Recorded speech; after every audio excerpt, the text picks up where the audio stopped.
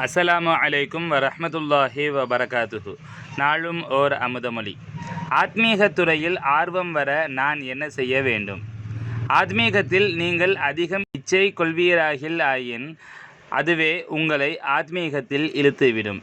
என்னை போன்ற ஆரம்ப முரீதீன்களுக்கு தாங்கள் கூறும் அறிவுரை யாது?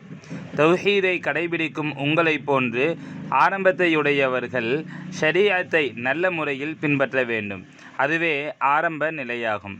நபிகள் நாயகம் ஸல்லல்லாஹு அலைஹி வஸல்லம் கூறிய சட்டங்களை பகிரங்கமாயும் உள்ரங்கமாயும் அறிந்து அதன்படி செயலாற்ற வேண்டும். இதன் பின் பலவாறான இரகசியங்கள் உண்டு. அவற்றை அறியும்போது பல நிபந்தனைகளுடனே அறிதல் வேண்டும். ஷரீஅத்துக்கு முரணாக பேசுதலும் நடத்தலும் தடுக்கப்படல் வேண்டும். பின்னரே முயற்சியுண்டாகும். சங்கைமிகு ஷேக் நாயகம் குதுபு ஜமான் ஷம்சுல் உஜூத் ஜமாலியா அசையீத் ஹலீல் அன் மௌலானா அல் ஹசனியுல் ஹுசைனியுல் ஹாஷிமி கத்தஸல்லாஹு சிர்ரஹுல் அலீம் அவர்களின் அமுத மொழிகளிலிருந்து.